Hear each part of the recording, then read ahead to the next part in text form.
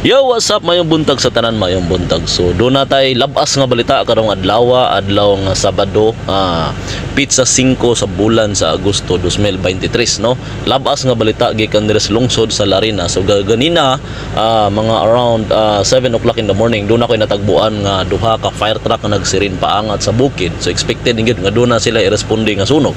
So, pag abot na ako dito sa lungsod kay chismoso lagi ta, nihunong ko og akong gihangad ang kabukiran, akong gitan-aw kung asa dapit nagikan ang mga sunog. So diya akong nakita ang itom kayo nga kalayo dito napita ibabaw sa may Trayad.